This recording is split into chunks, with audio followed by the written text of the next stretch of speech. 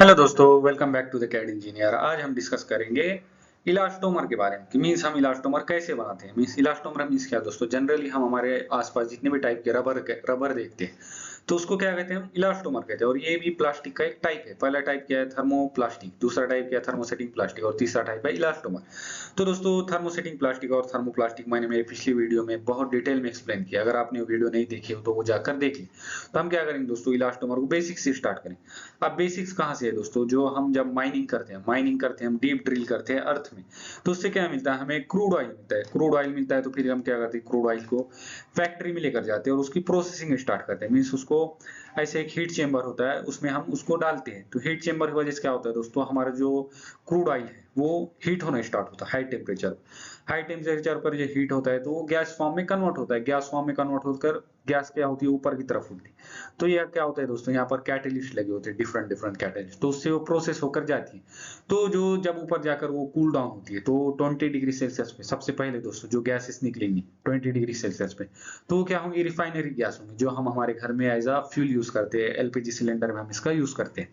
वैसे 70 degree Celsius पे हमें जो मिलता है दोस्तों, पेट्रोल मिलता है, जो हम बहुत ज्यादा यूज करते हैं हमारी कार में। वैसे तीसरे नंबर पे हमें मिलता है दोस्तों नेफ्टा। नेफ्टा दोस्तों 120 डिग्री सेल्सियस पे मिलता है।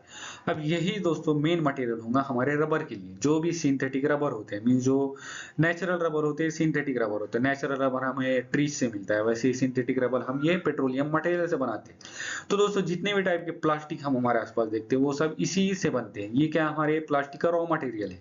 तो ये नेफ्टा एक प्रोडक्ट है, केमिकल है, जिसकी हम प्रोसेस करके फर्दर फर्दर प्रोसेस करके हम इससे क्या करेंगे, प्लास्टिक बनाएंगे, इलास्टोमर बनाएंगे, जो हम नेक्स्ट स्लाइड में डिस्कस करेंगे। वैसे 180 डिग्री सेल्सियस पे मिलता है केरोसिन, जो फ्यूल एज अ फ्यूल हम एरोप्लेन में यूज करते हैं। वैसे 260 डिग्री सेल्सियस पे मिलता है डीजल, जो हमारे ट्रक में यूज करते हैं। वैसे लुब्रिकेटिंग ऑयल मिलता है 300 डिग्री सेल्सियस पे। वैसे फ्यूल ऑयल मिलता है 350 डिग्री सेल्सियस पे, जो हम हमारे शिप में यूज करते हैं। वैसे जो रेसिड्यू मिलता है लास्ट में, जो हमारा लास्ट प्रोडक्ट होता है वो होता है रेसिड्यू। मीन्स इसको हम आम जुबान में डामर भी कहते हैं, जिसे हम रोड रोड कंस्ट्रक्शन में हम इसका यूज करते हैं।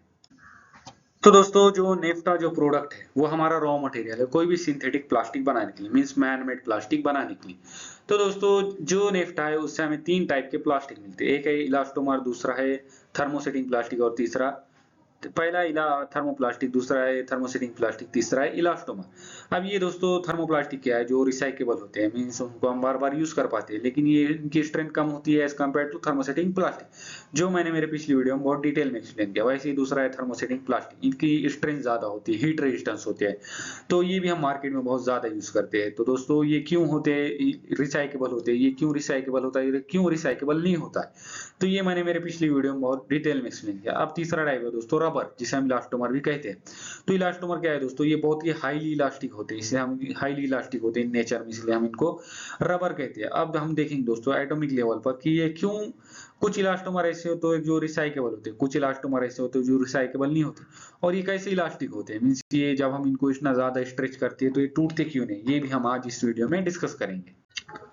तो दोस्तों जो इलास्टोमर होते हैं वो बहुत ही हाईली इलास्टिक होते हैं। ये मीन्स ये इनकी इलास्टिसिटी बहुत ज्यादा होती है, हम इनको कितना भी स्ट्रेच करो फिर से उनका ओरिजिनल शेप में आ जाते हैं। वैसे दोस्तों ये लॉन्ग फ्लेक्सिबल चेन होती है, इनकी लाइट क्रॉस लिंकिंग बॉन्ड। अब चलिए हम जो कुछ एटॉमिक लेवल पर देखते हैं क्या होता है। दोस्तों जो थर्मोप्लास्टिक होते हैं वो डबल बॉन्ड या सिंगल, इनके जो मॉलिक्यूल होते हैं वो डबल बॉन्ड या सिंगल बॉन्ड से आपस में जुड़े हुए होते हैं। तो जब हम इनको हीट करते हैं तो ये क्या होते हैं, ये जो बॉन्ड होता है ये आपस में टूट जाता है और ये मेल्ट हो जाते हैं, और फिर से हम उनको किसी और शेप में कन्वर्ट कर सकते हैं, इन्हें इसीलिए हम इनको रिसाइकेबल कहते हैं। दूसरा टाइप है दोस्तों इलास्टोमर। अब जो इलास्टोमर होते हैं दोस्तों, इनके कुछ कुछ बॉन्ड ऐसे होते हैं जो क्रॉस लिंक होते हैं। मीन्स आप यहाँ पर देख रहे होंगे ये लीनियर बॉन्ड है और कुछ क्रॉस लिंक बॉन्ड है। तो इसी की वजह से दोस्तों जब हम इनको हाईली इलास्टिक करते हैं तो ये क्रॉस लिंक बॉन्ड इनको, जब हम इनको स्ट्रेच करते हैं बहुत ही ज्यादा, तो ये क्रॉस लिंक बॉन्ड इनको आपस में टूटने नहीं देते। तो वैसे ही दोस्तों कुछ इलास्टोमर होते हैं जो रिसाइकेबल होते हैं, कुछ इलास्टोमर होते हैं जो रिसाइकेबल नहीं होते। इट मींस दोस्तों कुछ इलास्टोमर थर्मोप्लास्टिक होते हैं, कुछ इलास्टोमर थर्मोसेटिंग प्लास्टिक होते हैं। तो इसीलिए हम ये नेक्स्ट स्लाइड में डिस्कस करेंगे। तो इनके बीच में जो जो मॉलिक्यूल होते हैं आपस में क्रॉस लिंकिंग बॉन्ड होता है। वैसे ही दोस्तों तीसरा टाइप हमारा थर्मोसेटिंग प्लास्टिक। थर्मोसेटिंग प्लास्टिक हर मॉलिक्यूल का आपस में क्रॉस लिंकिंग बॉन्ड होता है, इसीलिए रिसाइकेबल नहीं होते हैं, मीन जब हम इनको हीट करते हैं दोस्तों, तो ये बॉन्ड आपस में टूटते नहीं है, इसलिए जल जाते हैं, इसलिए डिकम्पोज हो जाते हैं। तो दोस्तों यही डिफरेंस है थर्मोप्लास्टिक इलास्टोमर और थर्मोसेटिंग प्लास्टिक। चलिए अब हम देखेंगे कि ये हम क्रॉस लिंकिंग बॉन्ड अचीव कैसे कर पाते हैं, means light cross linking bond हम इलास्टोमर के मॉलिक्यूल के बीच में कैसे अचीव कर पाते हैं। तो दोस्तों चलिए अब हम डिस्कस करते हैं कि ये क्रॉस लिंकिंग बॉन्ड हम कैसे अचीव कर पाते हैं इलास्टोमर के बीच में। तो सबसे जो मेन प्रोडक्ट है दोस्तों वो है सल्फर। सल्फर के जो आइटम होते हैं आपस में क्रॉस लिंक बॉन्ड बनाते हैं। तो इसी की हम क्या करते हैं, जब हम जो इस प्रोसेस को क्या कहते हैं दोस्तों, वल्कनाइजेशन। वल्कनाइजेशन क्या है दोस्तों, जो रबर होती है ये लॉन्ग फ्लेक्सिबल चेन बनाती है, जो नेचुरल रबर होती है, means before mixing any other element. तो ये क्या होते हैं दोस्तों, स्टिकी होते हैं, चिपचिपे होते हैं, वीक होते हैं, इनकी स्ट्रेंथ बहुत ही कम होती है और ये बहुत ही सॉफ्ट होते हैं हाई टेम्परेचर पर। तो दोस्तों जब हम क्या करते हैं, जब अगर ये नेचुरल रबर को आप मीन जो रॉ रबर है उसको जब आप स्ट्रेच करोगे तो क्या होगा, वो टूट जाएगा, मीन्स स्लिप हो जाएगा, मीन्स दो टुकड़े हो जाएंगे उसके।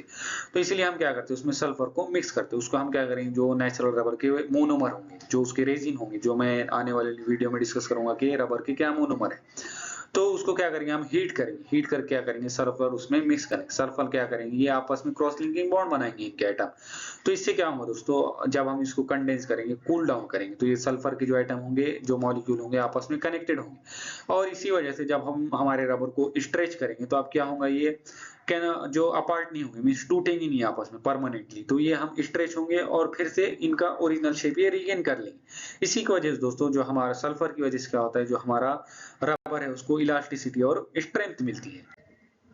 अब दोस्तों जो थर्मोप्लास्टिक हम बनाते हैं तो उसकी मेन प्रोसेस क्या है, एडिशन पॉलीमराइजेशन। और जो थर्मोसेटिंग प्लास्टिक बनाते हैं उसकी मेन प्रोसेस क्या है, कंडेंसेशन पॉलीमराइजेशन। जो मैंने मेरे पिछले वीडियो में बहुत डिटेल में डिस्कस किया है। जो मेरी वीडियो है हाउ वी मेड थर्मोप्लास्टिक, उसमें मैंने एडिशन पॉलीमराइजेशन को डिस्कस किया है। फिर अब मेरी next video how we made thermosetting plastic, उसमें मैंने कंडेंसेशन पॉलीमराइजेशन को एक्सप्लेन किया है। अगर आपने वीडियो नहीं देखी है तो जाकर देख लीजिए। जो एडिशन पॉलीमराइजेशन प्रोसेस है दोस्तों, ये हम क्या कब करते हैं, जो मोनोमर होते हैं हमारे तो ये आपस में ही डबल बॉन्ड या सिंगल बॉन्ड बनाते हैं। तो उसी में हम क्या करेंगे, सल्फर को मिक्स करेंगे। जब हम एडिशन पॉलीमराइजेशन प्रोसेस कर रहे होंगे तो उसी में हम क्या करेंगे, सल्फर को मिक्स करेंगे। मींस जो हम मोनोमर यूज करेंगे वो थर्मोप्लास्टिक यूज करेंगे, उसमें हम सल्फर को मिक्स करेंगे। तो क्या होगा, जो हमें स्ट्रेंथ और इलास्टिसिटी मिलेंगे हमारे रबर को। वैसे ही जब हम कंडेंसेशन पॉलीमराइजेशन करेंगे, मींस जो क्रॉस लिंकिंग बॉन्ड बनाने वाले मोनोमर लेंगे हम, तो उस मोनोमर के बीच में हम क्या करेंगे, सल्फर को मिक्स करेंगे। इस प्रोसेस क्या कहते हैं, वल्कनाइजेशन। सल्फर को हम मिक्स करेंगे, क्या होगा, तो ये भी थर्मोसेटिंग प्लास्टिक क्या है, वो भी रबर की फॉर्म में कन्वर्ट होंगे, वो भी स्ट्रेच होंगे, लेकिन ये बहुत ही इनकी स्ट्रेंथ बहुत हाई होंगी एज कम्पेयर टू थर्मोप्लास्टिक। तो ये डिफरेंस है दोस्तों दोनों में। कुछ जो इलास्टोमर ऐसे होते हैं जिसे हम एडिशन पॉलीमराइजेशन प्रोसेस के थ्रू बनाते हैं, और कुछ इलास्टोमर जो ऐसे होते हैं जो हाई हीट रेजिस्टेंस होते हैं, हाई स्ट्रेंथ होते हैं, वो कंडेंसेशन पॉलीमराइजेशन के थ्रू बनाते हैं। तो इसमें डिफरेंस यही है दोस्तों, जो मोनोमर होंगे वही डिफरेंट होंगे, बाकी प्रोसेस सेम होंगे। तो दोस्तों कोई भी रबर हो तो वो तीन टाइप से मिलकर बनता है। पहला है रेजिन, दूसरा है फिलर और तीसरा है एडिटिव्स, जो मैं मेरे नेक्स्ट वीडियो में वन बाय वन डिस्कस करूंगा। तो जो हमारे इलास्टोमर होंगे उसके बेस मटेरियल को हम कहेंगे रेजिन, जो उसके मोनोमर होंगे, मेन मोनोमर। वैसे नेचुरल रबर के मोनोमर क्या है दोस्तों, वो आइसोप्रीन है। वैसे SBR, स्टाइरीन, ब्यूटाडीन, ये क्या है, सब मोनोमर के टाइप है। ये सारे मोनोमर है जो आपस में जुड़कर हमारे रबर को बनाएंगे। तो ये क्या होते हैं दोस्तों, इनकी स्ट्रेंथ बहुत कम होती है। जो रेजिन होते हैं इनकी स्ट्रेंथ बहुत कम होती है, इसलिए हम इसमें क्या करते हैं, फिलर को मिक्स करते हैं, एडिटिव्स को मिक्स करते हैं, इनकी प्रॉपर्टी को इंक्रीज करने के लिए। ये हम हमारे आने वाली वीडियो में अब डिस्कस करेंगे। तो दोस्तों अगर आपको वीडियो पसंद आई हो तो शेयर कीजिए अपने दोस्तों के साथ, और लाइक और सब्सक्राइब कीजिए द कैड इंजीनियर चैनल को। आपके सपोर्ट से ही चैनल ग्रो करेंगे और भी अमेजिंग वीडियो आएंगी। So thank you so much दोस्तों, मिलते हैं नेक्स्ट वीडियो में।